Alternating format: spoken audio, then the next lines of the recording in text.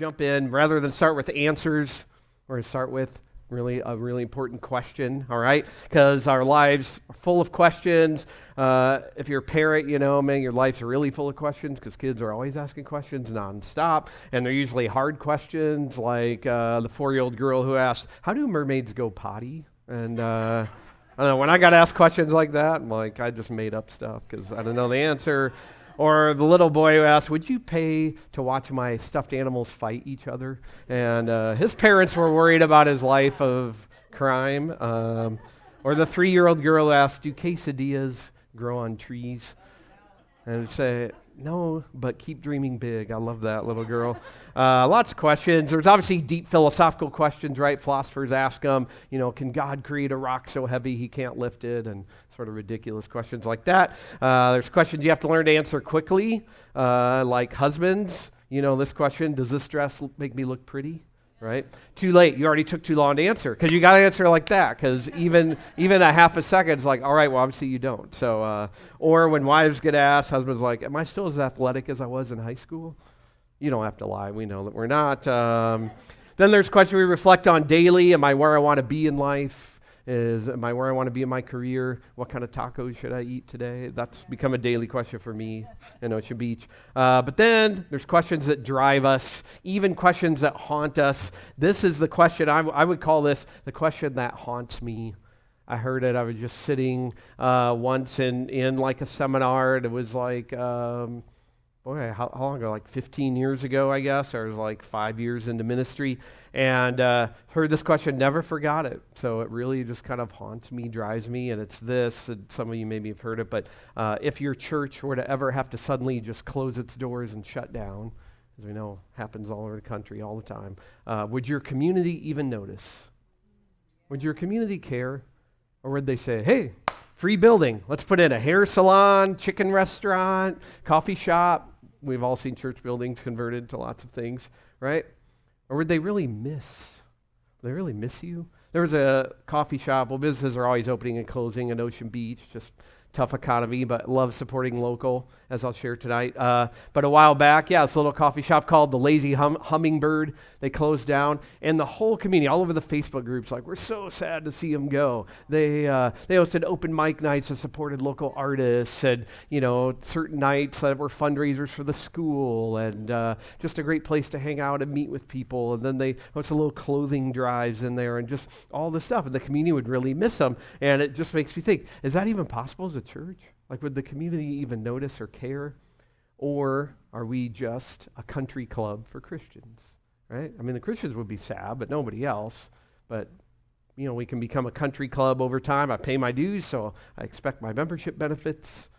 And it's not doing a whole lot of good for a lot of people. There was I read this survey once. I guess it's the survey that haunts me. Well, I have a lot of things that haunt me, I guess. But I read about this one, and they surveyed a bunch of mayors of a bunch of towns, and they said, all right, given the choice, what would you rather have open in your town? A new church or a new Denny's restaurant, right? And I'm guessing Denny's isn't necessarily the go-to for anybody here, but let's pretend this is in towns that don't have so many cool places like San Diego, and nearly every one of them said definitely a Denny's restaurant.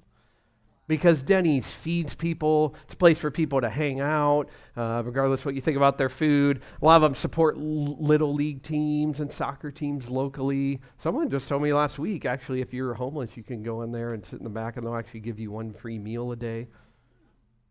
Is the church doing any of that, right? Does it add any kind of value? So it just made me really think about that. I mean, wouldn't it be great, like, if a church closed, the community said, man, we're going to miss them. We're going to miss those guys. They gave our kids and teenagers something to do. When I knew somebody struggled with addiction or was going through a divorce or needed grief counseling, I knew there was a place we could go. Every community event, we see them supporting it. They give financially to things. They care about our school. They help the homeless. They give our families things to do. They share their building with the town. We're really going to miss them. So it just made me wonder if that's possible. When I first heard that question at the time, would your community even notice or care? The church I was leading, my answer was no. No, I don't think they would. If you ask me that now, my answer is, I hope so. I mean, I think so.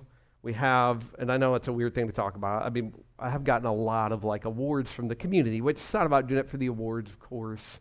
But the only thing I like in that is that I think it's a little bit of answer to that question. They notice.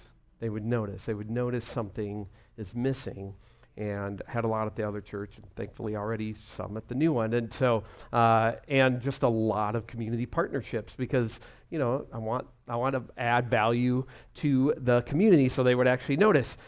You guys are off to a great start here, feeding the hungry every month. That's huge, but it doesn't get more pure biblical than that, literally feeding hungry people. You give families something to do, Halloween, Christmas, things like that, doing backpack drive, back to school drive, love that. I mean, that's huge. And so I want to talk about this today because I think it's important, like as a church, as a whole. That's what Isaac and I are always talking about. Also, I hope it helps you discover your purpose. I think sometimes as Christ followers, we can wonder, just keeping it real, a little bit like, so is this it? Like, I just sort of like, I make sure I come to a place kind of once a week for like an hour a week, and maybe a life group, like, so is this kind of it? And so I want you to know there is more. There's purpose, what God wants to use you to do, whether you're brand new Jesus follower, been doing it a long time, and whether you're kind of young and getting started, whether you're retired. God's not retired with you yet. He's got a lot more for you to do, so kind of everything in between. So I hope to make you a little discontent tonight, a little bit like, this isn't enough. We're not meant to just kind of sit or just kind of learn. Like what are we actually doing here? And so, I hope to help you find just a lot more purpose for yourself and maybe change how you think about church. That sounds easy. That's not too hard of goals on a Wednesday night. We'll see. But I just want to show you super quick, and then we get to all the practical. Just here is, as Isaac mentioned, here is, God had a purpose for us as Jesus followers and as a church, and not going to go super deep into it, but I just wanted you to see from the very beginning in Genesis to Jesus, this has been God's plan, and then we get right to how we live it out. So all the way back in Genesis, Abraham, some of you know his whole story. He gets called by God. I really connected with his story when I felt called from the Midwest, and God says, go to the land I will show you. And I'm like, what is this land, a foreign land I've never heard of called Ocean Beach? I'm guessing there's an ocean there and maybe a beach, but I don't really know anything about this land. But he says to Abraham, go, I will make you into a great nation. He says, I'm going to bless you and you're going to be a blessing. Maybe you've heard that. I'll bless you. Blessings are going to come to you and through you. Comes to you and through you. It doesn't come to you and then just stops, and then I just hoard blessing, right? So ever since, and this was spoken to God's people, which includes all of us now, God says, you are meant to be a blessing. You will be blessed. You will be a blessing. And so it carries that out. Now, some of these verses you've heard before. Some maybe you haven't. This has become actually my favorite passage about how to do this. Fast forward in the Old Testament to the prophet Jeremiah. Now God's people have actually gone to a land that they didn't want to be in. They get kidnapped and kind of dragged into a land they don't want to live in. Imagine if Canada came to, no, that's too hard to imagine. We just can't imagine that. But, and that's not a bad place to live. But anyway, imagine we get, conquered by another country. They drag you to a land you have no interest in being here, and you're begging God, hey, how soon till we leave? That's where these exiles are living. They're stuck in a place called Babylon, and God says, you know what I want you to do while you're there? He says through Jeremiah, build houses, settle down, plant gardens, eat what they produce. He says, marry, have sons and daughters. That sounds like I want you to actually settle in there. And then he ends it with this, seek the peace and prosperity of the city to which I have carried you into exile. Pray to the Lord for it, because if it prospers, you will prosper. Man, that's a powerful passage. I encourage you to read the whole thing at home later, right? These are people who are somewhere they didn't want to be. Now, some of you are here in San Diego right now as you're like, hey, I'm here to stay. As long as I can afford it, I'd love to stay here the rest of my life. Some of you might be like, honestly, I'm just passing through. Military moves us or planning to retire somewhere else. Honestly, it doesn't really matter how long you're here or plan to be here. I believe God speaks this wherever we're at, wherever he has sent us and put us. And he says, seek work for, pray for the peace and prosperity of your city. And then he says this, honestly, I think it's kind of mysterious. When your city prospers, you prosper. That's interesting. I don't even know what all he means by that. On a practical level, I know the better the city does, the better your property values do, right? Better the school system does. So yeah, I guess when the city's doing well, I'm doing better. So he at least meant it at a very literal level, but I feel like there's a spiritual level too, right? So the more I'm helping my city prosper, it's doing something in me too. Of course, the early church used to be known for this. Before there were government programs that take care of all sorts of people in need, from lepers to widows, orphans, the poor, all of that. It was Jesus followers doing it. And somewhere they got lost over the last couple thousand years, and government steps in to try to fill in a lot of these gaps. But, I mean, that is what Christ followers did and were known for, was working at the peace of prosperity, being a blessing. So then Jesus comes on the scene, and he says, you probably heard these words before, you are meant to be the salt of the earth. He gives us two metaphors, salt of the earth, light of the world. You've heard that kind of stuff. I love the idea of salt, that the way I live, things I do should make people thirsty to know more about God versus leave a bad taste in their mouth, as people have sometimes about churches, right? About Christians. Maybe you did at one point. Maybe a lot of your friends do. But he said, be salt and then be light. And by the way, part of being light, he even kind of tells you how. In the same way, let your good deeds shine out for all to see so they can praise God. So part of being light means I got to be doing something. I got to have some deeds, some actions, and they see them, and then they say, oh, that must be part of what God is like. So I love that. I think that fits into this mission. And then kind of the last verse as part of this is Jesus prayed, and I grew up as a little kid. I've said this prayer thousands of times in my life, not knowing what all it meant. Now the words are more meaningful to me. And this line has become one of my favorite daily prayers is, I pray, God, your kingdom come, your will be done in OB as it is in heaven. I pray in San Diego as it is in heaven, in Mira Mesa as it is in heaven. Right? Because that's what he's saying. On earth, well, your corner of the earth is where I'm sent to and where you're sent to. So put it here as it is in heaven. Obviously, this isn't heaven, and it feels like hell sometimes, right? But we give people little glimpses of heaven. There's a great book about this, by the way, a great book of just kind of how to listen to other people that are really far from wanting anything to do with church or religion. Had a bunch of our people read it, called The Doubters Club. And one of the things he said is, if the kingdom of God is within you, you should leave a little bit of heaven everywhere you go. Go to heavenless places and leave a trail of evidence for the doubter.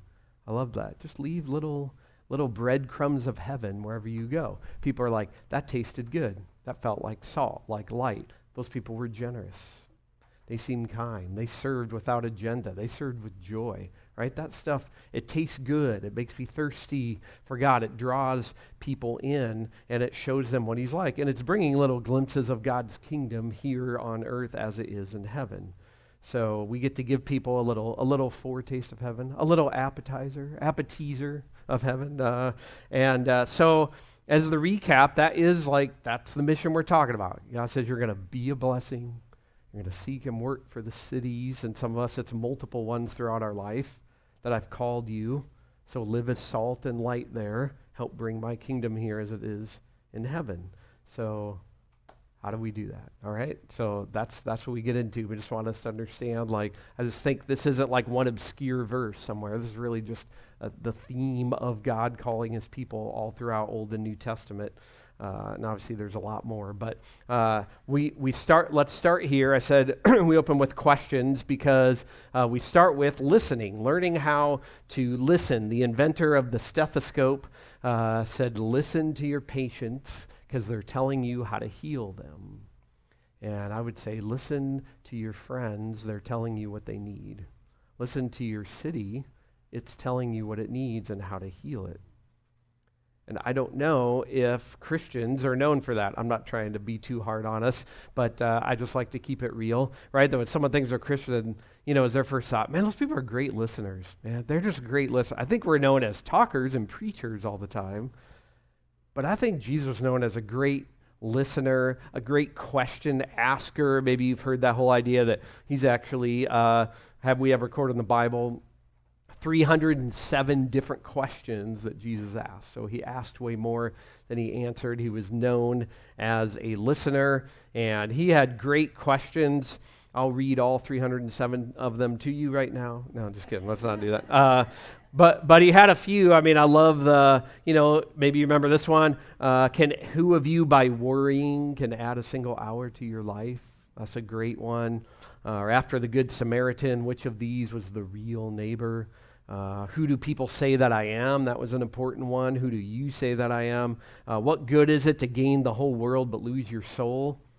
And then my favorite question he ever asked, do you have anything to eat? Like, I love that because I ask that question and then I just feel biblical when I do it. So there you go. Yeah. No, he asked better ones than that. Here's my real favorite one that he asked. It's one of the times he's walking along the road, got all the disciples with him. He's getting interrupted. A couple of blind guys sitting on the side of the road, and they're yelling out, Jesus, hey, Son of God. Shut up. We got places to be and people to see.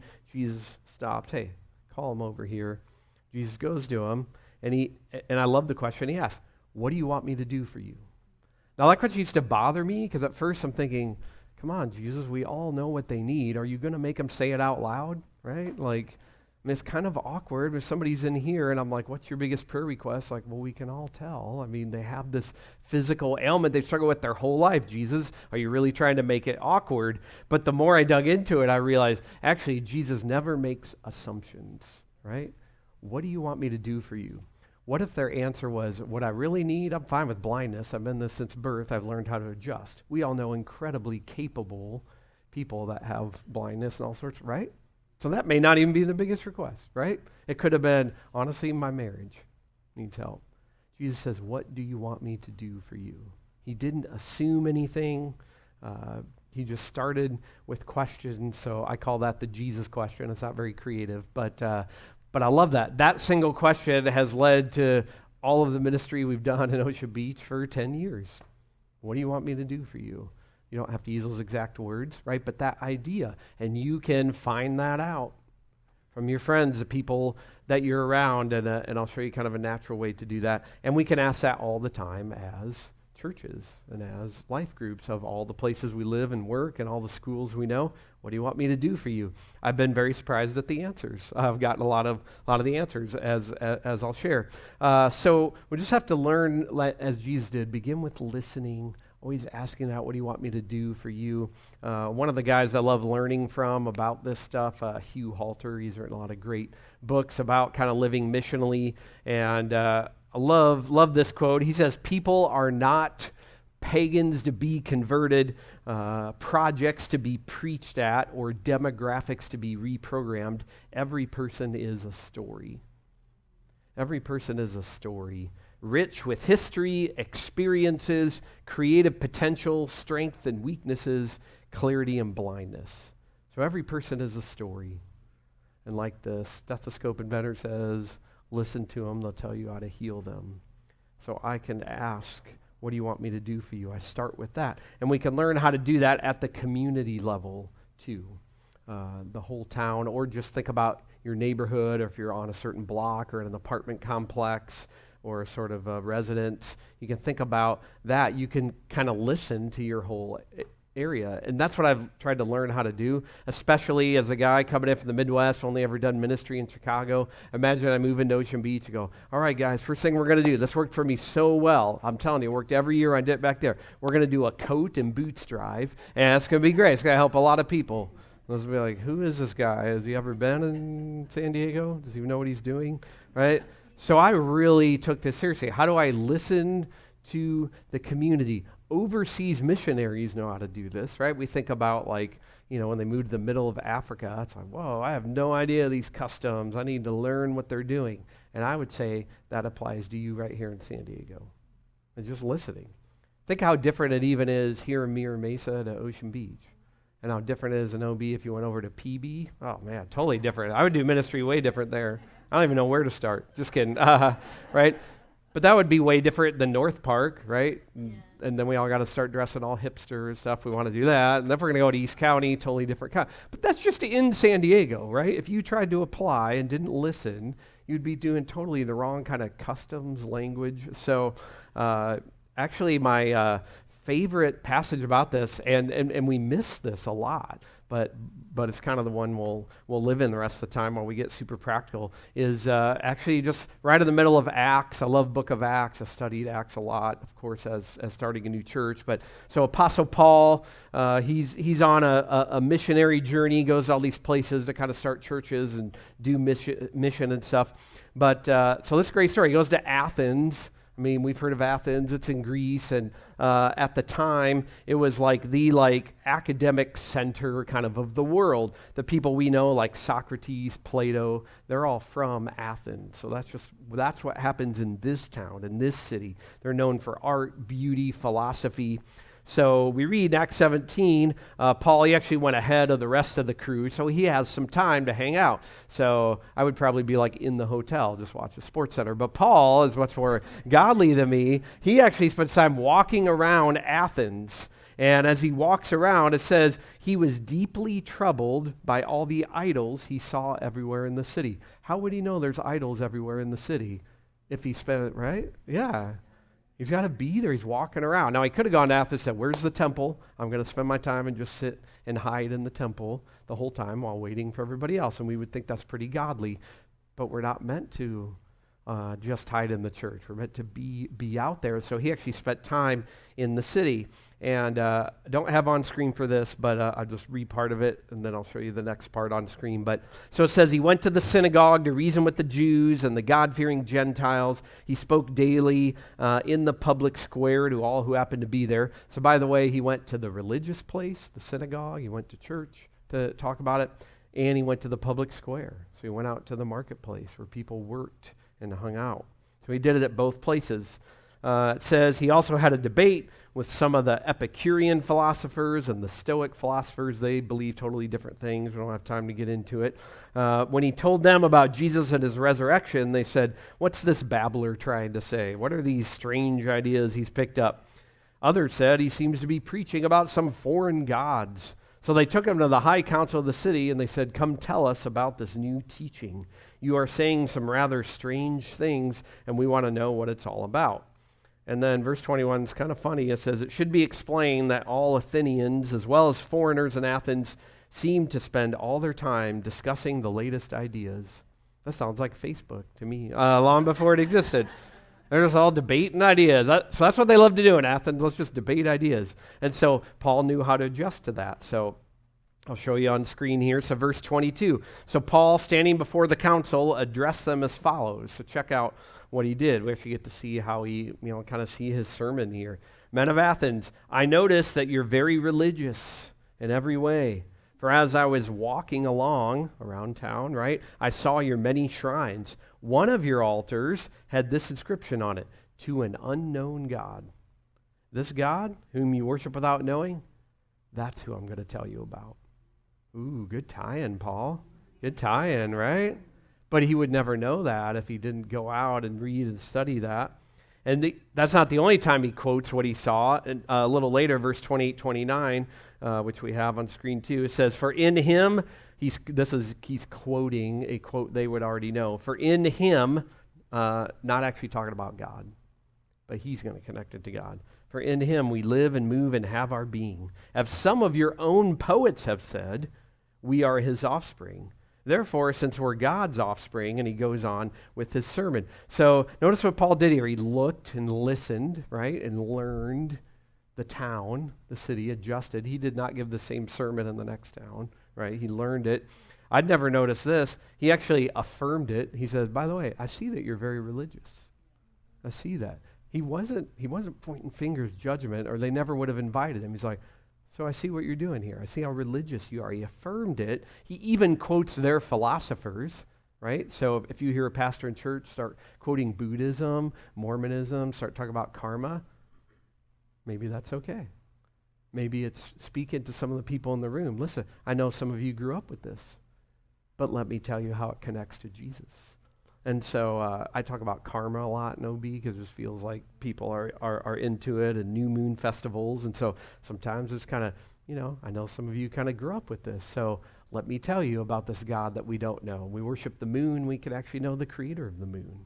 We love and kind of worship the sunset, and we can know the one who made it. And so that's what Paul's doing, right? He actually looks and learns, doesn't judge what they're doing.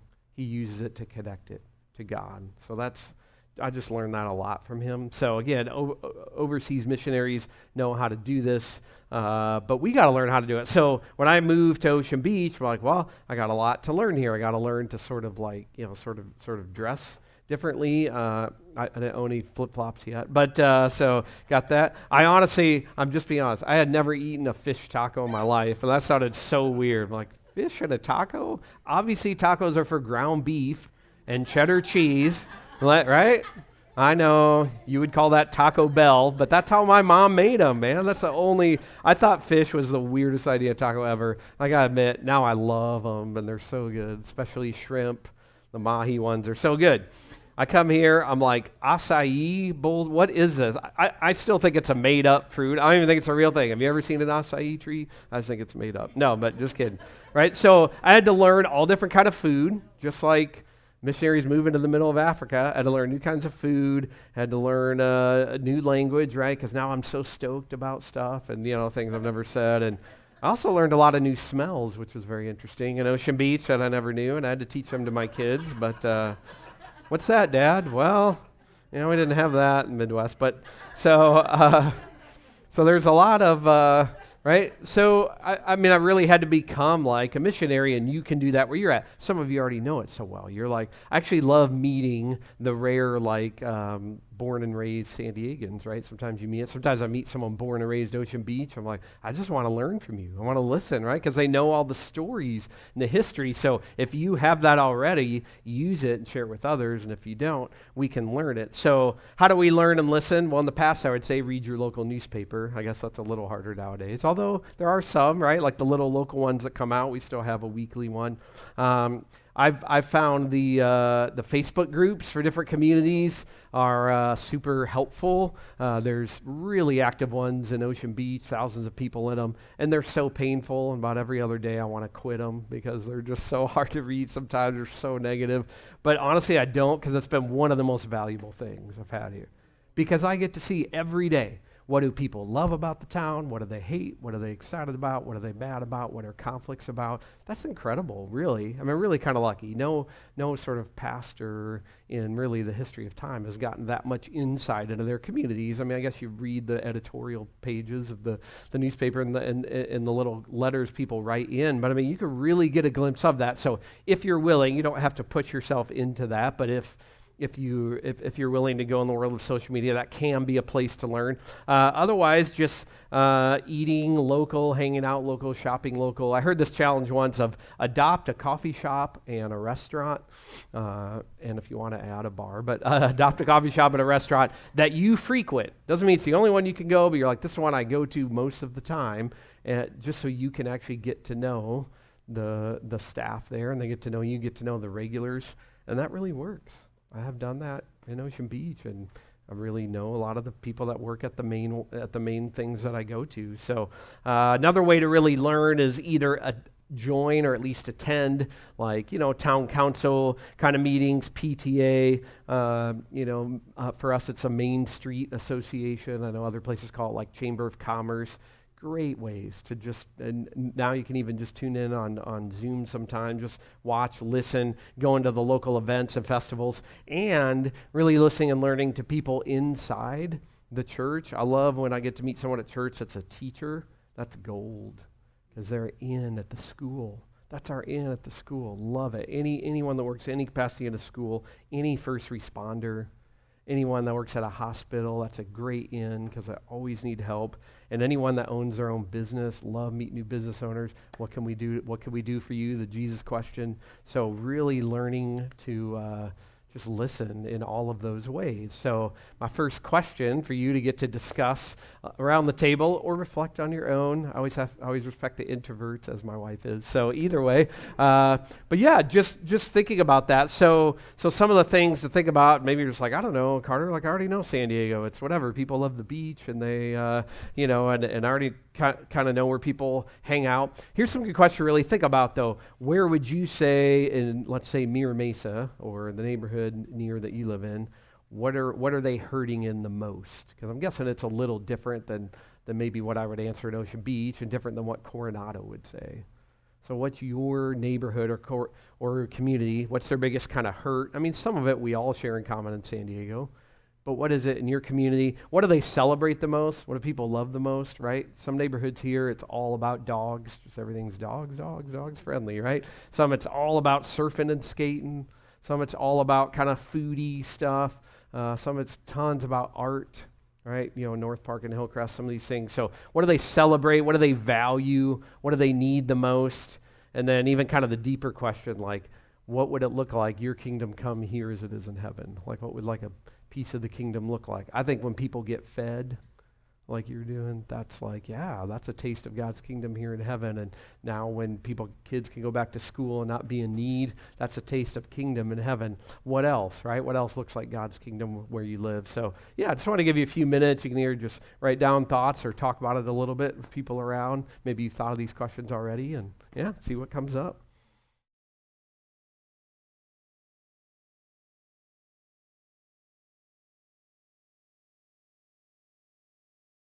Sound like you guys already have really good insight, so that's cool. I mean, I hope part of what it does, honestly, God's like permanently like changed my view now, that just when I'm hanging out or walking around in OB, I just feel like I'm always looking differently. Like I go into a restaurant now, I'm like, I wonder if they need any painting here. I wonder what we could do to help. Like just like, whoa, I used to just never think about stuff like that. So maybe this makes you to, just kind of pay attention, or just kind of the local news stories, to events, festivals. We don't have to take everything on. You can't take on every need, but it can start to just kind of spark some of this. And remember, when people let your good deeds shine before all, so they can glorify your Father in heaven. So it is about tying people back to Jesus, and I promise we'll always bring it back to that. Real quick, just as I learn and listen in OB, I don't know what your impression is, but I would think if someone would come there and look through, they would say, I know your number one need for sure, it's homeless. Like that's what they would say, because it's just so visible, a lot of crime that comes out of it, a lot of it on the Facebook groups. I actually don't think that's the number one need. I mean, who am I? But in my opinion, it's actually not I think the number one pain point where people are hurting is a huge fear of OB losing its identity. Because every time a chain business opens or something gets torn down for a bigger thing built, everyone says the same thing. We're just becoming PB. We're becoming La Jolla. We're becoming this. They're afraid to lose, because I think their pride, I think it's a healthy pride, and you may agree or disagree if it's true or not, but just in my 10 years, I think OB would pride itself on, hey, we're one of the last remaining true California beach towns, that feels like the 60s or whatever, and they're afraid to lose that. I think that's a huge fear. What in the world could you do about that as a church? I actually think there are some things you could do. And so here's a couple of ideas. But anyway, which I'll share with you in a second. So I think that's a big fear. Another big fear right now is, and I'm assuming this other parts of San Diego, but for sure where ours is just having it all taken over only by vacation rentals and stuff. Because then that changes. Then you don't have community volunteers anymore, because nobody actually lives there. Everybody getting priced out and stuff. But I think what they value, really value Sunset. I mean, maybe you've driven to, if not OB, one of the beach towns to watch them. I mean, I think it's a nightly liturgy in the town that everyone comes, either on the cliffs or used to be on the pier, may it rest in peace, and or in Wonderland, my favorite bar, to take people for the sunset, because they do a liturgy right at sunset time. They ring the bell, get the attention of the whole bar, and they say, all right, we want to toast right now. I mean, listen to this. This sounds like a prayer to the Creator. They said, we're going to toast right now this beautiful creation and these wonderful people that we get to do life with, this great life we get to leave. Cheers, let's toast. Like, that's a beautiful prayer. Thank you, God, for beautiful creation, for the gift of community, for the gift of life. So every night, I always feel like Paul, I can tell you about this unknown God, right? I want to connect to what you see. They value it. People post every single day on every Facebook group photos of the sunset. They value photography, local music, art. There's murals all over town. Definitely value local businesses. You probably heard how people, right when I moved here, people were, or a few years after I was here, were picketing because Target was trying to move in. Right? It was like, picketing? They cheered it on when I was in Chicago if Target was coming closer, right? What is this? But when you understand, right, one of our biggest fears is we're going to become something that we used to not be. So for me, when I moved right away as a church, I mean, the very first thing we did with the building I had was we painted a huge mural on it. Because everywhere has a mural, and I just saw it was just a big plain side of the white building. Now, it would not make sense to do that in other towns, but here it did. The mural is not churchy. It had the pier on it, surfs, got all this different stuff. And here's what's cool. Over the years, I see countless people literally stop, get out of the car, and take their photo in front of our mural at a church. That's a cool thing. I didn't know a church could do that, right? And so, because the town values art, I put garden boxes in right outside of our church because I just saw those when I'm on walks. These are cool. You paint them really nice. They grow food. Neighbors could actually walk by and take the food, and they do.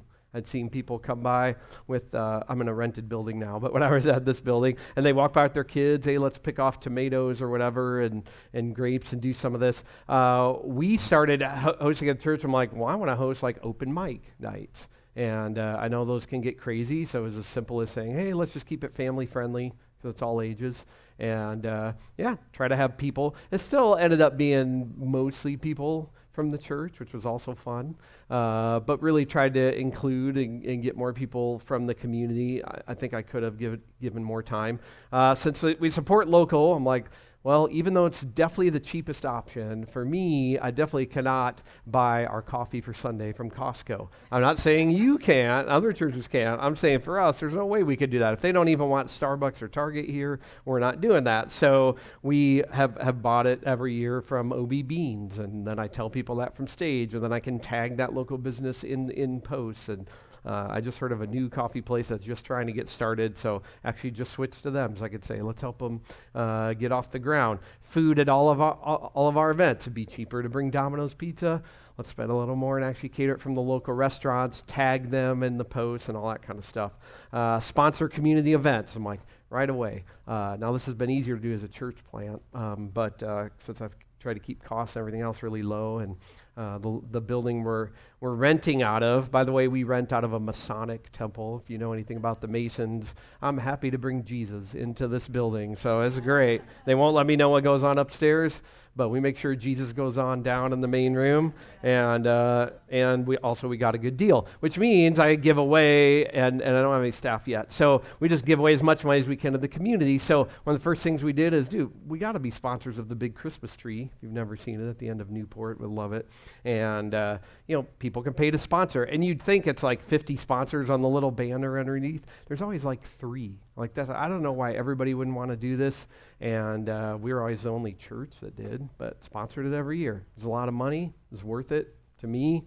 And then now they ask us every year, hey, are you going to do that again? We got to have a float in the Christmas parade, which I got to say is one of the most fun Christmas events to do. If you've never done it, it's a weird, quirky, it's on a Saturday night at 5 o'clock, so it's like a lighted Christmas parade if you ever want to come see it. And so I've always had a float in it, not churchy floats. We were a giant Walkman one year. We were a giant surfboard Christmas tree one year or whatever. Last year was, and by the way, they put us at the front of the parade every time now. I don't know why, but they like to do that. So, and last year, I mean, it's embarrassing for me to say it, but I guess just as proof that you can earn your way into the community is they did surprise me right as the parade started and name me the Grand Marshal of the parade, which I thought was pretty cool.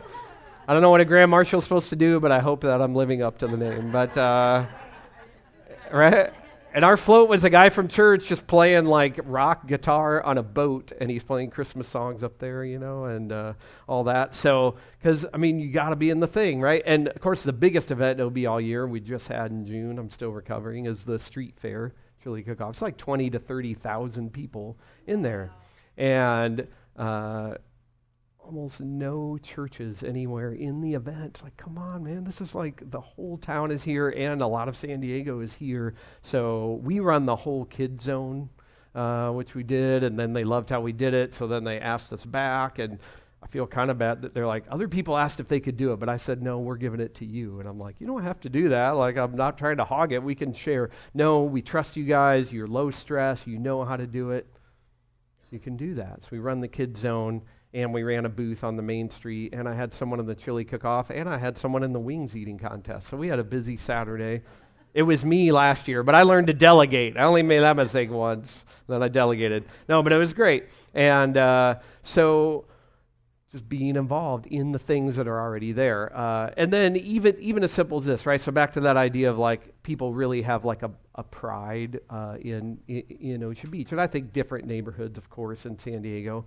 But lots of people right away get the little OB bird sticker on their car and buy the shirt. So I'm like, listen, if I'm making shirts and hats and stickers for my church, which I probably wouldn't have done, honestly, in Chicago, but here I would because people wear the stuff. It's not going to be with our church logo giant. It's like, I want it to be like with something that feels OB. The first one I ever did was just a VW bus, like right on the shirt, and then our church logo was really tiny. Man, people loved that. I sold it at every street fair, hats and all that stuff. Then we came up with this shirt, by the way, called Love That Neighborhood. This is actually the map of OB, because that's the pier. This is Abbott Street. That's Newport running straight down there. And so since we made friends with the local t-shirt shop that's been there since the 40s, James Gang Printing, and they make these, they actually sell this in their store. So again, I didn't know a church could come up with the design and then have the community sell it and other people buy it, right, that don't go to your church. But just when you're thinking, right, how do I actually like kind of tie into what the community is here? Now our latest Submerge one, I made it in Padres colors and says SC instead of SD for Submerged Church and stuff. So just trying to tie in, right? And then of course this little guy, is he familiar? Oh, you have these too? Oh, yeah. Yeah, Isaac and I were talking about this and he's like, I think I'm going to try that. I tried this at Easter for us. This is the special hands up edition, by the way, right? Now it's collector. I don't even know. It's like people in church started buying their own, and now it's like people want every color and all the things. But it's cool, man. So we just give it out. Yeah, it's just a little mini Jesus. We call him Pocket Jesus because you always wonder what this dumb little pocket's for. But that's what it's for, and we finally found out. So yeah, but I've given it to just the different business owners and stuff, and in OB, there's a lot of stores selling crystals, and I've had people tell me, oh yeah, I always keep these crystals in my pocket. I rub the crystals when I'm getting stressed. Now I've had people tell me outside of church, that's what they do with Jesus. It's like, hey, we're getting there, right? Baby steps forward.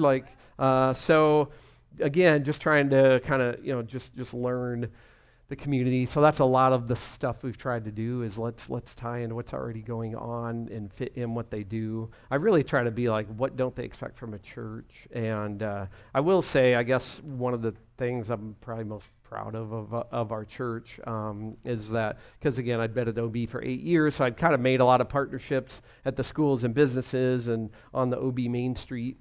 And so when I said, hey, I've actually started my own, I feel like I had a lot of non-Christians on my launch team because all these people have never come, said, that's great. We're going to help you find a building, and we want to help you get the word out. I mean, that was cool. I was, thank you, God. I guess this building trust really works. We had all these people cheering us on, and they still have never attended, but they want us to succeed. I think because they've seen that we're trying to be involved and can give to the community, right? So I just share that just you can do that. You can actually build that level of trust with people that yet aren't interested in Jesus, but hopefully they're starting to think different about him. So I think Paul earned that trust. That's why they said, come in. We want to hear. We're going to bring you to the high council so they can hear you. Because if he came in, just pointing fingers, all these idols everywhere, you guys are going to burn up like Sodom and Gomorrah. You got so many false idols everywhere. They'd be like, get out of our town. But whatever he did was like, that's interesting, right? We don't believe yet. Come tell our council, right? When we read that. And so later, Paul said this awesome verse. I don't know if you've ever heard the Message version of this. Philippians 4 is so good. He says, make it as clear as you can to everyone you meet that you're on their side, working with them and not against them. That's good. Working with them, not against them. Doesn't mean you believe everything they believe, right? I don't participate in every behavior they participate in, but I'm working with them, not against them, right? That's huge. Isn't the reputation sometimes that we're against? Churches are known for what they picket, what they're against. What if they were known for what they're for? You seem with us. It seems like you want businesses to succeed. Yeah, well, I don't tell you, but my faith tells me when my city prospers, I prosper. So yeah, I want you to prosper. I think God wants you to, and schools and all that. So make it as clear as you can that you're on their side. And we do that by listening instead of assuming, like Jesus did. I was talking to somebody from a church in Oceanside, and he leads the church there, and he said, I love what you're talking about. And so I went to our local police department, and I told them, you know what, we're going to throw an appreciation barbecue for you because we really want to connect. And I was like, I love that. Like the way you're thinking. That's great, right? Like, let's reach out, let's bless. And now first responders have become, sadly, like sort of a controversial thing even. So let's just bless them and let them know they're valued. So they did, or they were going to do that. And I said, only thing I'd keep in mind, this may not be true at your police department, but I'm friends with the ones that, for us, it's Western Division of SDPD. And they have told me, they told me once kind of privately, like, hey, while we appreciate when people say, you know, we're throwing you like an appreciation sort of barbecue, they're like, I mean, honestly, it's kind of work for them because it's like, so we have to come in off duty on our time, right, to show up to of course we will, so we can interact with the public, but it's not really sort of at the top of their need list. And so this guy kind of got it, and he's like, oh, I should start with what would you like me to do for you, right? What do you most need? So just say, I don't discourage. I mean, hey, throwing a barbecue is better than doing nothing. So that's great. So start somewhere. But that idea of leading with, what do you need, right? And again, that's what I've done. By the way, I did that with the police department. I'm thinking, I have no idea what in the world our church could do. I mean, maybe they need a chaplain. I don't know if I'm the right guy to do that or not, or whatever. So, but the first time we asked them, what would you like us to do? They actually said at Western Division, well, ours of all the divisions is the most run down, and the city never puts enough money in the budget to like improve our space. So we just wish we could like repaint inside because it would really help morale. I'm like, I can do that, right? I'm not a painter, but I could definitely recruit a bunch of people. So we went in and repainted the whole inside. And I had the same guy that did our church mural made like this really cool kind of mural sign that still hangs in there, I will say, 8 years later, if you go in there today. And so that was first thing we did. And then the next thing, it's like, so what would you like me to do? And they're like, well, honestly, our police cars don't get, I mean, they run through this cheap water-only little wash they have on site. They don't get really washed and waxed, except when there's a funeral, and they're all going to be in the funeral procession. It's like, well, that's a bummer. I'm like, okay, well, I can bring people in to do that. So we actually brought people, and it's fun because you can bring the kids to that one, right? And like, at the police station, and you know, with 40 people, I mean, we watched like 60 cars in just a few hours in the morning. Officers are blown away, buying us pizza, you know, let the kids want their photo taken with it, all that kind of stuff. So we got to do that, and then they were like, actually, we could really use like a rack to store it was something, maybe it's all the vests, all the bulletproof vests, they have to wash them, but they hang outside to dry. So, okay, let's like build a wooden rack for that. And then they're like, hey, to help us in the community, we're finding places that will host coffee with a cop, you know, to try to help neighbor stuff. So would you be willing to host that at your place? Yeah, we can do that. And so we still do all that. We just did as my new church, we just did a car wash there in April. And it's all different staff now. So actually none of them had experienced what I did in the past. So it was fun. It feels like I did it all over for the first time, and they were blown away. We washed all these cars in one day. I'm not smart enough to come up with that idea. I just say, like Jesus did, what would you like me to do for you, right? And who knew that a church could do that? At the school, OB Elementary School, I mean, for us, man, we got to serve there. It's right in the center of town. It's like right on Newport. And almost every business in town has a different night of the week. If you go in there and eat, part of the proceeds go to the school. Everybody helps the school. Why are none of the churches in OB helping OB Elementary School? I mean, everybody else is. So what would you like me to do for you? They're a public school. So what do they want? What do they want some church to come do? Well, at the time, they actually really wanted like a fall festival, like a Halloween-themed kind of fall festival. They're like, want one? We could never get enough parents to come do it or whatever, and our PTA just isn't ready to take it on. So we put on their first ever fall festival. Actually just bought some games and brought a bunch of volunteers and put it on. Now they've done it every year since, and it's huge, and we're like one little part of it, which I love, because I'm like, it's grown. And it's actually the same principle there. He's nice enough to still tell people that we helped get it started. But so helping like that, right? Now, at a different school, they got just a killer PTA doing all sorts of stuff that might be like, okay, well, that's not the need at all, but it's something different, right? But you got to ask where you're at. And so then we ask, of course, it turned out to be, hey, backpacks for kids in need, school supplies. So we do that like you do. We're collecting them right now. Although over time for us, it evolved into, I realized actually it's the teachers that need supplies. So here's the new idea. I just tried this last year. And again, I'm not smart enough to come up with it, but I'm so glad that God just kind of shows this is, you hear all the time how teachers have to spend money out of their own pocket, right? It's always like, oh, I need this in my classroom. And since I know a couple of the teachers there, and one of the special ed ones, I was talking to her, it was like, maybe we should put like a request box in the teacher mailroom and say, you fill out if there's something you need in your classroom or a kid in need at the school, because there are some kids that live out of vans that attend there and stuff, and who the only people that know that story is the teacher. If you see a kid in need or you need it, fill it out and we'll see what we can do. And then since the principal knows and trusts us, I got to speak at their all-staff meeting, tell them, here's what this weird little box is, your mailroom, know what it is. There's no agenda, just fill it out. You don't have to I'm not going to give you a business card for the church or anything. We just want to try to help you meet needs. It's just who we're trying to be. And, I have no idea how people are going to respond. They're just like, who are these people? Why would they want to do this? And, there's always strings attached. But so kind of slow start and the people started using it. And yeah, we probably we get like 4 or 5 requests like a month. And I mean, this year, about a globe for a classroom. Like a teacher can't afford a globe, $80. That's a lot for a teacher, not a lot for a church. And so we're like, well, we're getting her a globe. Let's give her a big map at the same time. I mean, why not? And so we do that. Yeah, bought some shoes, bike helmets for different kids, and just all sorts of stuff. Now during the all-day teaching, all-day testing in May, one of the classrooms was like, actually, I really want to give the kids little prizes and little snacks when they finish their all day of testing. So, you don't have to buy all of these, but here's some ideas of what.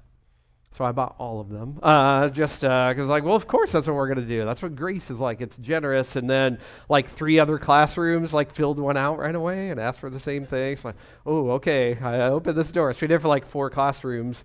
That was last year's first time we started it. This year, all the same ones asked again as it was coming up because they knew. And I was like, wow, I wonder if every church could do this in a school somewhere, and you could end up covering almost every school, right? Now, eventually, they might ask me for something that we just can't afford, but so far it's been all stuff that we can do. And so that's what you could do for a school that you just don't even think about, right? And I will say, by the way, just because it was a fun kind of win is I've been serving that school for years and years, and part of my story is always none of them have started attending yet, but that's okay because they really trust us, and I know they're thinking different. Now I can't say that anymore because the first grade teacher there, Mrs. Ritchie, did start attending our church and brought her husband, and then he wanted to play in our band, so he plays bass in the band. And they actually don't live in Ocean Beach, so they drive way in for it. And then at our baptism in the fall at the beach, I always ask, I'm like, well, I'm already wet and in the water. Is there anybody else that wants to get baptized? And actually, this teacher's husband wanted to, so they both did. So we got to baptize the teacher of this school. So I just wanted you to know when Jesus says, let your good deed shine because it shows people who God is. It really can work like that. It really can. I can't let that agenda make me pressure people, so I've just been very patient with it, tried to be, and God answers that. All right, last one, just because this is weird. Okay, so what about, we have a wings restaurant in town. I love wings way too much, and this one, I go there a lot. I become friends with the owner. What can a church do for a wings restaurant? I have no idea. We said, what would you like me to do for you? And it's during COVID, and they only had outdoor space, and it's Christmas time. It's like, oh, I just wish we could make our space look cool for Christmas. I got it. We're on it. And we only had to spend it was $90 or something, and just bought. He didn't plan on us buying the stuff. I'm like, it's fine. So we bought the Christmas decorations, just decorated it all one day.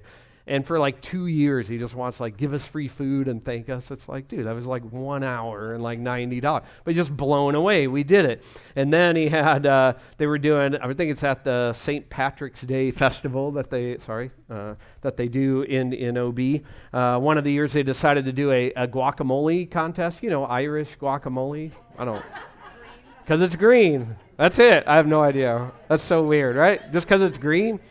He's like, all right, we have a great recipe and want to make it, but I have no staff that day that can work it, so can you, or actually he couldn't even make it, but we'll buy all the ingredients. Like, do you have people that can make it? That turned out to be a way bigger job sometimes that I don't realize, but we did. Found people, we made it all that morning and just kind of worked the booth all day in their name. And so we have this great partnership with a wings restaurant who's just glad that we're here. And all that just comes from, right, what would you like me to do for you? So the point is, you can listen like that. Where you work, right, where you eat, the gym you go to, or yoga studio you go to, or a coffee place you hang out in, right? Just kind of getting to know what do you need, or people that you know that are our main connections at these places, you can ask them. And you just got to be open to what the answer is going to be. I think some things are way more inspiring than others because you want to hear what we really need is, we need teddy bears for the orphans. Like, well, I can get people to give to that any day. That's inspiring. Sometimes that's not always the answer. And so God really had to remind me of the parable of the talents. If you remember that, right? Jesus given out, he talks about the parable, one guy gets 5 talents, one gets 2, one gets 1, and the one just buries it, but then the other ones are very faithful with what they have. And Jesus ends that with this verse. He says, well done, good and faithful servant. You've been faithful with a few things, so I'm going to put you in charge of many things. So kind of that principle of when you're faithful with little opportunities, God entrusts you with more. I just have to encourage you in that, because the first answers, I love these other stories, but the first time that I asked our OB Main Street Association, what would you like me to do for you? They said, honestly, the job we can't get anybody to do. We need people to go up and down Newport and scrape all the stickers off the ashtrays. I was like, all right, I don't know how I'm going to cast a compelling vision for that on a Sunday. Let's go, people. It's like, can't we help the orphans instead? I'm like, I'm sorry, we're going to scrape stickers.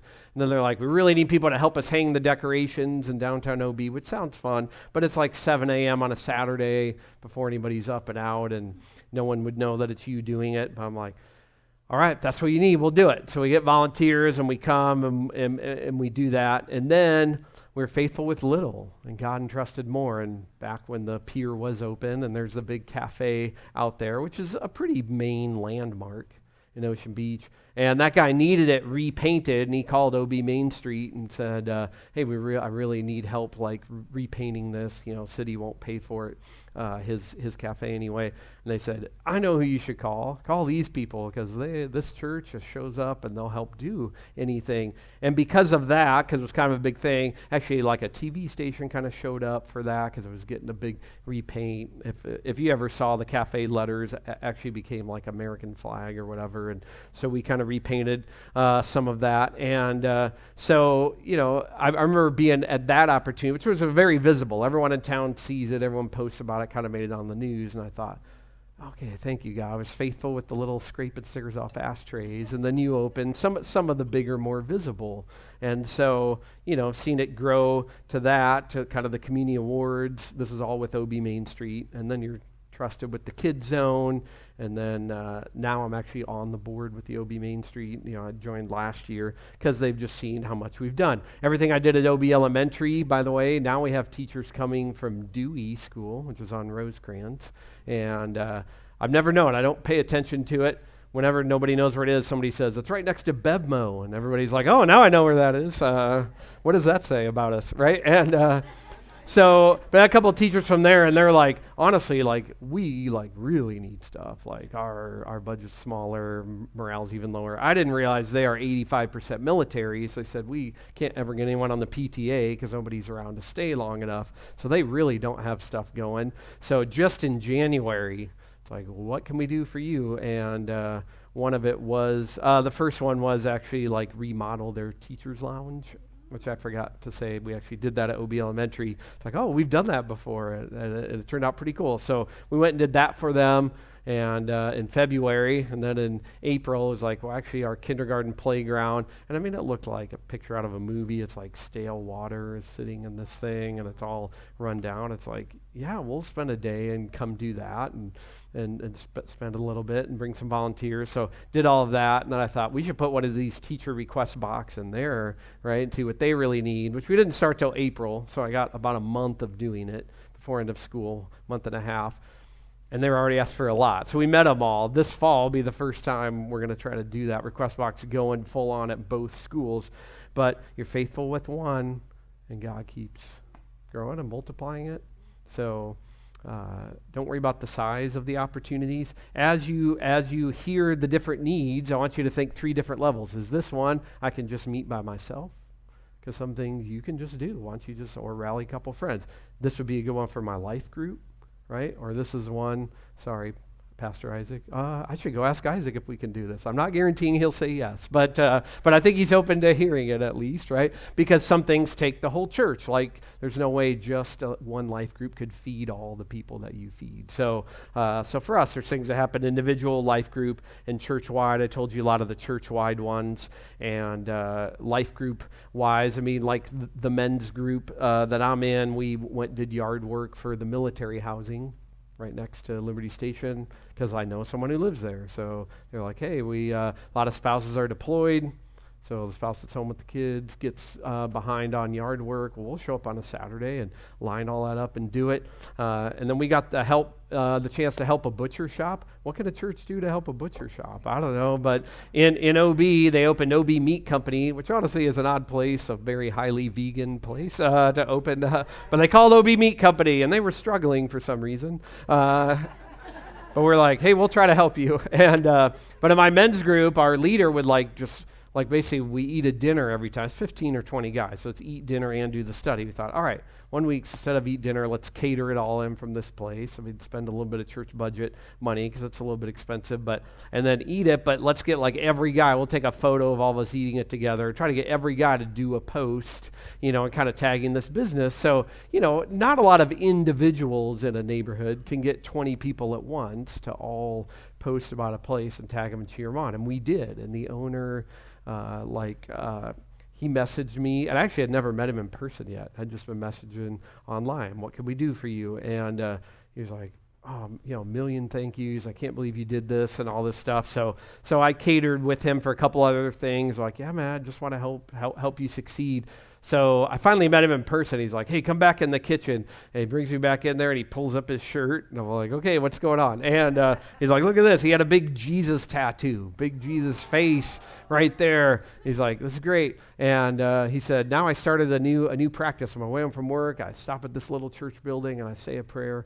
And then he goes, oh, and also I got these crystals in my pocket, and these are great, and they keep me really grounded. I'm like, all right, well, here we go. It's just the whole mess of everything, right? And now Jesus is in the mix, and he's in there, and we've had great spiritual conversations since then. So that was a good one for like a life group. And just one idea of an individual story. Not everybody has to go to this level. Just so you know, it can happen. Is one of the couples that's just been with me at both churches. Super helpful. He just retired from the Navy at like 41, and they have 4 kids. And she helps me run so many of the outreaches. And I'm like, you're so good in chaos. She's like, that's because I live in chaos. And so everything they come to, they bring all 4 kids. All 4 were in OB Elementary this year at the same time. So just show you what age. So she's a great in for me in the school system because they're going to be in there for a while. And she's learned this stuff and lives this out so well. And so I'm just excited because a few months ago, actually our town council just sort of like closed down and disappeared and went away, sort of, I don't know, some sort of financial questions about them. And so it just kind of like left a gap, and they actually run our Christmas parade. And so everybody's like, what's going to happen now? So you say, where's our community hurting? Well, they're hurting because there's a lot of unrest about what's going to happen next. So she said, man, you know what, Carter? You've taught me a lot of this. I'm feeling this. Like, I think I want to start like a nonprofit. And she calls it Love Thy Neighborhood. And just started a non-religious nonprofit. So I feel like it's our non-religious arm of our church now, so I can get sort of donations from places that don't give to religious. And I'm on her board. She's on mine. And she already got some great volunteers that we know at the school who have never volunteered and helped at anything that Submerge has done. But they'll start helping with this because it's not a religious one. And so this is now, Jesus followers, right, driving a thing that's going to make a difference. And again, they're meeting other Jesus followers, pastors and stuff as they do it. And so just a cool, even on the individual level, and this is someone who, it's like, mom of four, plenty going on. Doesn't need to add it to their plate. Now, not everybody has to go start a nonprofit, but just knowing that, as you follow this stuff, right, you can really, God can really open up the doors to that. So where that starts, come down to this question, just give you one more to talk about, but is really to think about, so back to this idea of would you rather have a Denny's or a church? Like, what does Denny's bring to the table? I mean, they bring some things to the table that a church just can't do. They can hire a whole bunch of people. Well, I can't do that. I mean, most churches can't afford that. And, they have a full licensed kitchen. It's like, some churches actually have that, but a lot of us don't. So, okay, but what do we bring to the table? What do we as a church? What do you individually? So just think about that. What do you bring to the table? What do we bring to the table? I think churches really know, most of them, I know you guys do, and we do, know how to get volunteers for things. That's huge. Right there, you're already super valuable. The schools couldn't do that. The police couldn't find that. We can actually rally volunteers because we're just in the business of people that volunteer to do good things. We know event planning. We just know how to plan events because you plan one every single Sunday of the year. You know how to pull off things for kids, right? You know how to put on live music. We know how to put together even technological things. All that we take for granted that you do 52 weeks a year, that's gold to organizations that have never had to do that. And so we know how to do all that. Often what churches bring to the table, as you do, which I don't right now, you have a building. One of the saddest things, this was one of my first couple years in OB that I heard one of the ladies that works for OB Main Street, she said, man, it really sucks that all the biggest buildings in OB are churches. And that hurt, but she's right. Because our own town council has nowhere to meet because there's no room anywhere. The library doesn't have any room big enough. The OB Rec Center doesn't have there's no rooms because there's no big buildings except the Masonic Temple, which is what I found, and then the churches. And so to her point, she feels like these big buildings just sit empty all week, and the rest of us need spaces. So when I had my building, we shared it with a lot, and we did a lot of town council. Again, I said open mic nights and all sorts of things, and committees, music lessons, all sorts of stuff. So churches can bring the building to the table. Sometimes we can bring resources, generosity, all that kind of stuff. So then it's also, what do you bring, right? So just think about what you bring. I will say that both Pastor Isaac and I would agree that we don't necessarily just need more, sometimes you hear people say, we just need more people called into the ministry, more pastors and more, yeah, I mean, that's nice, but I honestly don't think we need more pastors. We need more Jesus followers who are accountants, gardeners, event planners, grant writers, artists, people who are amazing with kids, people who are good with teenagers, people that can organize. We need older and wiser people. We need younger and passionate people. That's what we need. So when you realize, what you bring to the table, then it's like, oh, this is what we could do to go help a school, to go help the lifeguards, to go help a small business. So it's really about thinking through, because I got to understand. Otherwise, we immediately are just like, well, I don't know, because a lot of the big needs you see, right, is just like, well, I just need money. I mean, honestly, if OB Meat Company is going to stay open, they just need someone to invest $100,000 in them. Well, I don't have that. But instead of just kind of write that off and say, well, I know what I don't bring to the table. I don't bring piles of money, and I can't hire, hundreds of people. Yeah, but what do you bring to the table? What does my little church meeting out of a rented building bring? Well, you've heard a lot, I guess, of what we can do. So what can you do, right? So what do you bring? So I thought give you just a few minutes on that, and then I'll wrap up my last couple things. But yeah, just think about that for you or for the church or for your life group. What do you bring to the table?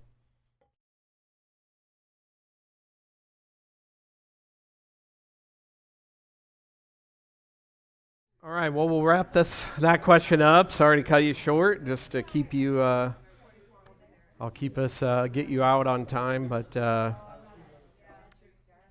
yeah, I think I think the answer to what you bring to the table is, more than we realize. So I think that's a big, in community development world, they call it like asset-based development, like figure out what your assets actually before you figure out what your community needs. So kind of interesting way to do it. Just a couple other quick learnings here, and also, I already heard a great question of kind of, so how do you do this whole thing kind of like just from your cubicle, right? So like, how would you live this out? Just kind of like where you're at if you're just kind of someone in a cubicle or in an office or whatever. I think just a couple things I hope help with that, and if not, we can talk after. But one would be like, if you're sort of in an office, sort of setting, but kind of spending most of your time alone in a cubicle, you can still kind of think about, what does this place need? Like, what do people need the most? And maybe it's like nobody eats lunch together because everybody just does it alone in their car in their cubicle. So it could be the ideas of like, hey, this Friday we're going to do like everybody bring your favorite taco, place or whatever. We'll all eat together. Like you could create that. You could be the one to create the birthday celebrations at where you work if nobody's doing it already. I mean, you could be that with permission. Get everyone to join one of the sports leagues in town, like that kind of thing. So that would be one way to think about it. Another is, I know that I mentioned earlier, like sometimes like, man, I'm just way too busy. I don't have time to add more stuff to it. I think when this works best is, how does it fit into your current rhythm of life? So where are you? Sometimes we're called to, let's go feed the hungry, people that you normally would not hang out in your normal rhythm of life, for sure. I mean, Jesus talks about Good Samaritan, right? I'm called to leave my comfort zone, all the things. But also part of it is, what is your normal rhythm of life? If you already are golfing or surfing or yoga or a toddler play group or at the gym with certain groups of people, then, how can God use me there?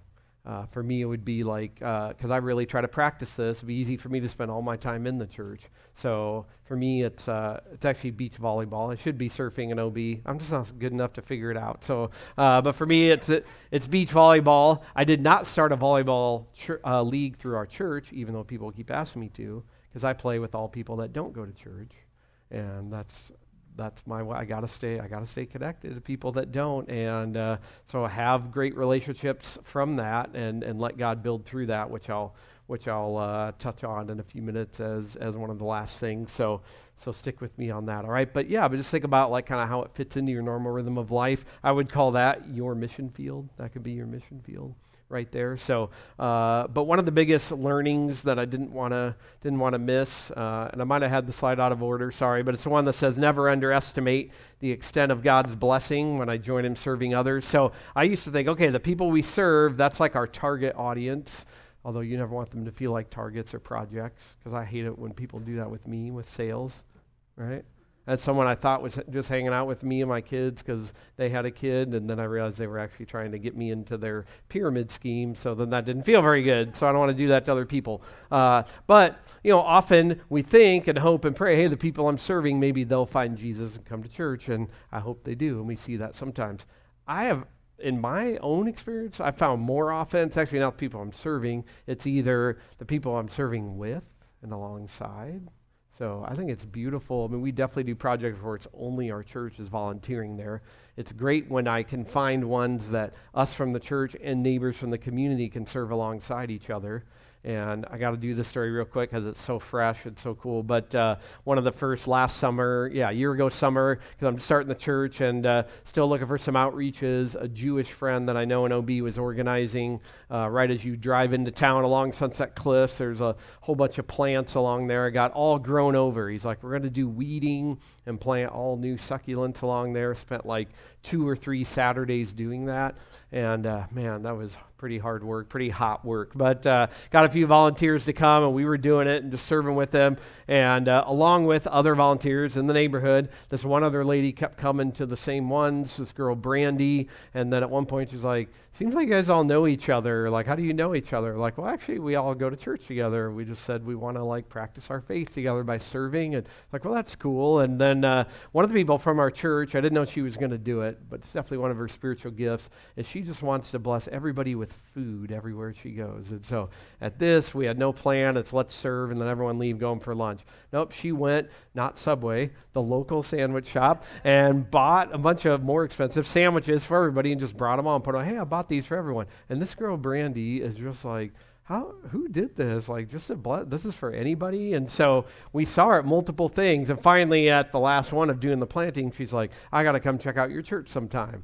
I have a lot of people say that to me that don't, and she didn't. But then she did a couple months later, and she loved it. And it's become like her community. So like I finally found a family. It's her tribe. Brandy, now she comes to the Tuesday night life group in my house.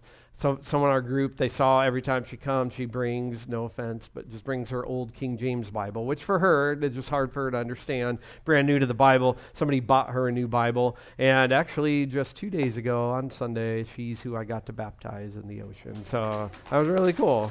And we met her because we're serving in the community. So who you're serving alongside, and honestly, a lot of who it's reached is I really try to tell the story because I think of Jesus saying, let your good deeds shine before all. I know there's people that argue, just do it all in secret. It's like, yeah, I mean, I think that's a good principle. There's some things in my life I should just do that I bless others and no one knows about, and I do. But I think also somehow it's the do good deeds that shine before all so they could know your Father in heaven, right? And so, yeah, I try to tell the story well. I'll tell it in some of the OB Facebook groups. I don't highlight our church big, hey, look what our church did. I just say, hey, it was cool today to be a part of a bunch of community volunteers from Submerged Church, OB Elementary School, this other thing, and together we all did this or that. And that has really speaks to people. So now when new attenders come to our church, one of the first things I always hear is, hey, I've heard what I've seen and heard what you guys do in the community. So I think my target audience who I'm serving, sometimes it's just the people even hearing the story afterwards. So don't underestimate your impact. I think it's cool that people are being drawn in, not because we've done marketing.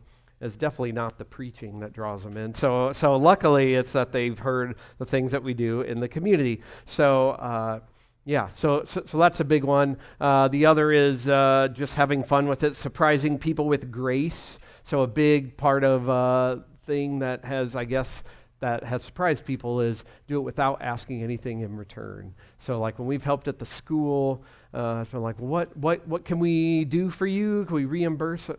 You're fine. Finally, the public school said, well, can we at least have some of the business cards of your church? And then if we meet new families that move into town and they're looking for a church, I'm like, okay, I'll let you put out the business cards for our church in your public school, right? Like they offered. It was pretty crazy. And when we repainted that cafe on the pier, again, it's like, no, you don't, he's like, hey, come in, I'll feed all your people for free or whatever. It's like, well, most of them have taken off and don't worry about it. On his own, he made like a plaque with a picture of all of our volunteers that day, and it hung outside of the cafe for 4 years saying, this was painted by this church.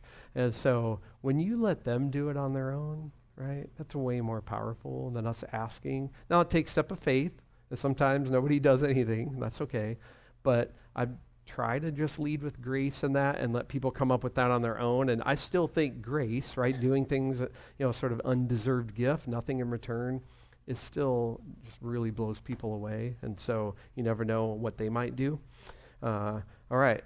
Before I wrap up, I wanted to make this super kind of individual too, because I know we said, let's go back to this idea of how do I kind of share my faith. So I don't know if you've heard of this before, but I love these 5 practices. This really made it simple for me. It's the acronym BLESS, and you can do this at the church level, but think about it individually. I think you could do one of these 5 every day, and you would have time to do it.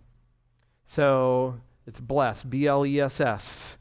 B is the idea of just belong. Like I said, right? Paul walked around Athens. He didn't even live there. But for you, right? Pay attention. I belong. It's okay to drive out. I'll drive out of OB sometimes to go eat somewhere else.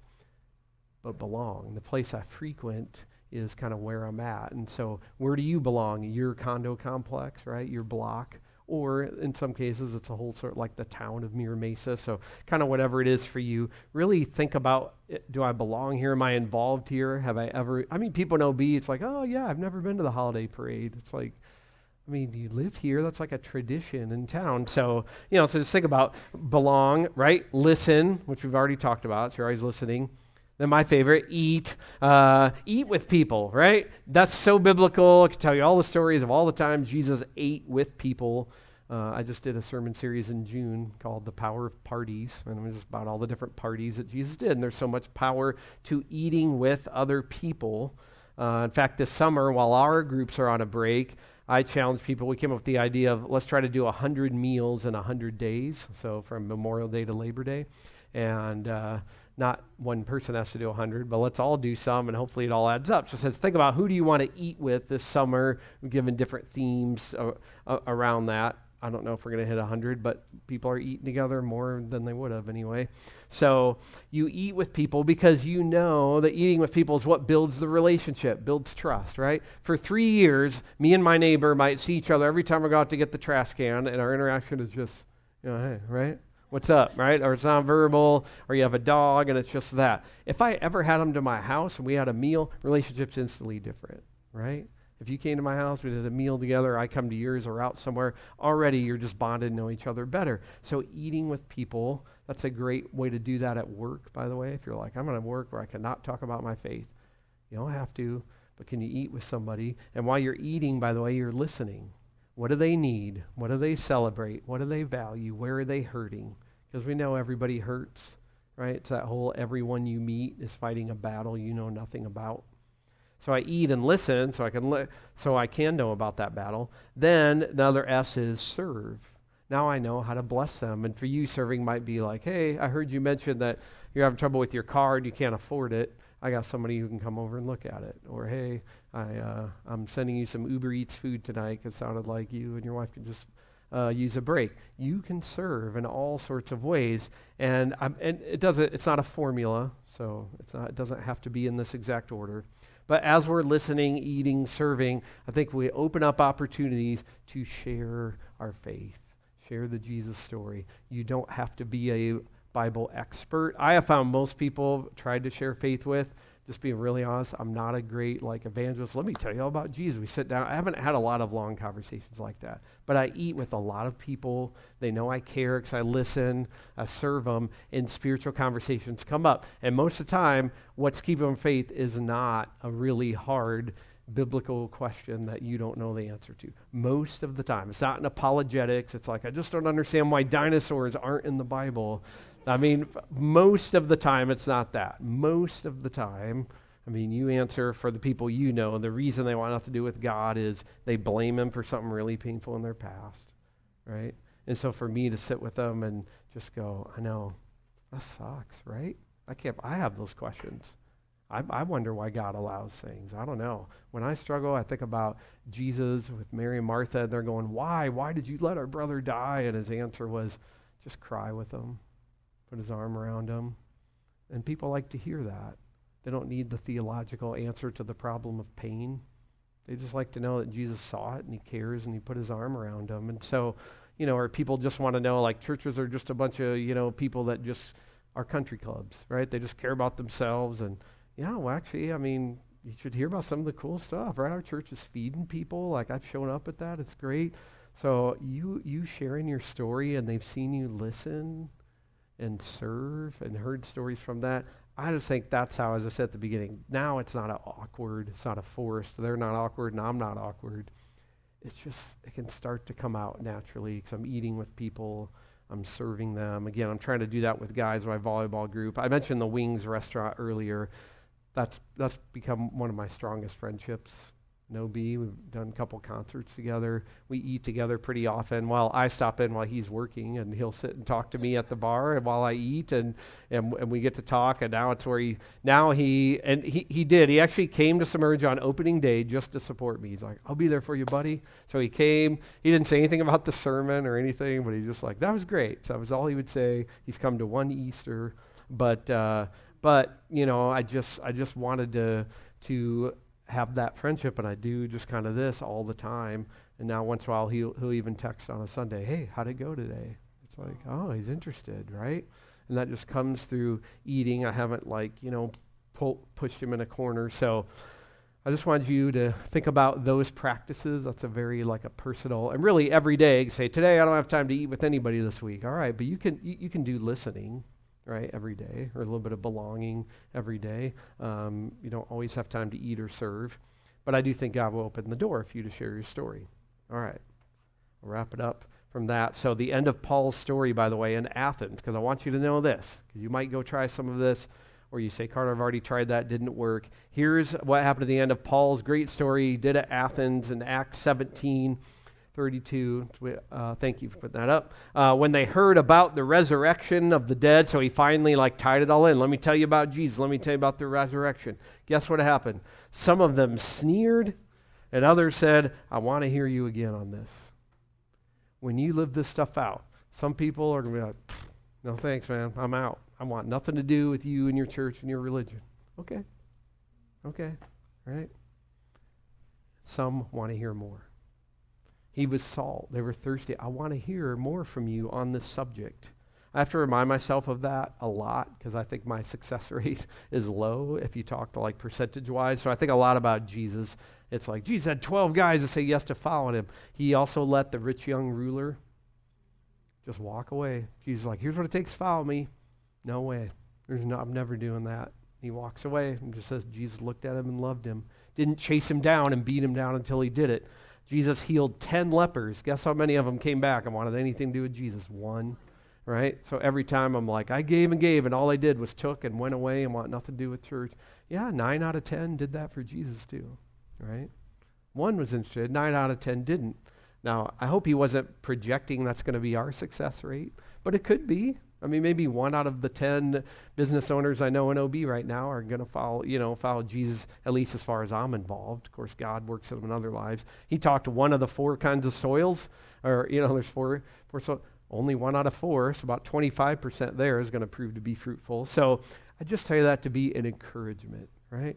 I try it, Carter, I'm doing the blessed stuff. They're not responding. Yep, Paul, some people sneered, and Jesus had that. But God is at work. He's at work, right? And of course, lots of other people find him that we don't even get to know about. So that's why I think it's let's just try stuff. So last verse I was going to show you is famous from Jesus. Come follow me. I'll make you fishers of men, fishers of people. And biggest thing I've ever learned about this verse. So that's why I got to clarify it real quick as we wrap up. All right, because I don't know what you picture. I've heard this verse my whole life, and every time I picture, and I will make you fishers of people. And what do you picture? Right? It's this, fishers of people. That is not what they pictured. They didn't have that. I'm like, oh, yeah, I guess they did. That's not what they did, right? It's nets. This is what they did. And you fish with the net? You pull the net up, and then I pull out the old boot and the tin can, right? I'm pulling all the stuff, and here's some fish in here. Oh, that's what living missionally is like in the community. I don't bait a hook so I can bait and switch them and hook them in. I just drag the nets all over town. And I try the stuff, and I interact with people and do the blessed practices, and we'll try some outreaches as a church. I'm dragging the net, right? It's like, that didn't work. That was the old boot, and that was the can. Ooh, here's some fish that we got. It's like, oh, that's what they're thinking of. Dragging the net was not like a formula and a science, right? It was way more just kind of this art. We're just dragging it and just kind of see what God brings up from that. And that was just such a different picture for me. So I just want to encourage you to just try stuff. Just drag the nets, try experiments. We've been trying things. We are up to, I guess we have 14 different community partnerships. It's sort of like year and a half, 2 that are kind of overseas and 12 that are local. So I just wanted to leave you with the last slide here, which is I like to think about it as use your missional imagination. That this is why I think this stuff's fun, is that you actually, and I don't think this is overstating it, you actually get to dream up new ways of being the church. You get to dream up new ways of reaching people, at least in Mira Mesa or in San Diego, right? We get to try a teacher request box in a classroom, a thing for a wings restaurant. I mean, we get to do that. We dream up new ways of living out Jesus' mission. And I think people really want to know if we care and if we'll really make a difference, right? Back to that question. Read this book about the future of the church, and they said the two biggest questions that non-believers are going to ask in the future is, do you care about the world, and do you care about your zip code? And I thought, that was pretty good. So I wonder if that's what people are going to ask of churches. Are you doing anything for the world? Are you doing anything for your zip code? So anyway, I think it takes takes all of us just asking God, ignite my missional imagination and drag nets around and see what God can do through this. And I do think you'll get opportunities to share your faith naturally then, can flow out of doing that. So, I'd love to pray over you in this, all right? So let's pray. Oh, Lord God, we just thank you for these stories that have just been modeled. Thanks for Paul and for Jesus. So many great pictures here. Maybe one of them will really, really connect with our heart. Maybe it's salt, maybe it's light, maybe it's dragging a net around. Maybe it's the Jeremiah stuff. You gave us a lot of different pictures for it. But I pray right now you ignite each one of our missional imagination. We might feel overwhelmed by this or underqualified, too old, too young, too not enough skills, not enough Bible knowledge, way too busy. Don't let any of that get in the way. Where did you carry us into exile? What's the place you sent us right now, our mission field? We might work at a job we wish we weren't there, but maybe the whole reason we're there is tied to this. We might live in a place we can't wait to get out of. We're hoping to buy someday or be in a different neighborhood someday, but we're in this one. Why is that? So ignite our missional imagination. I love we don't have to try to figure out alone. We can start thinking about it and then talk to our life group, talk to our friends, our church, our pastors. And so together in community, like the disciples did, that's how we can figure all this out. But I do pray, just ignite our missional imagination. Show us even this week who is someone we can bless, we could listen to, we can eat with, we can serve. And I do pray, bring up lots of opportunities to share our God stories. We don't have to prove anything through the Bible. You can do that. We just share stories of this is what God's like. This is how I've seen him at work. So I pray you do that in all of us. It's so powerful to think of multiple churches doing this around San Diego together. So we do pray your kingdom come, your will be done here in Mira Mesa as it is in heaven, here in San Diego as it is in heaven, in California as it is in heaven. Do this through us, we pray in your name. Amen.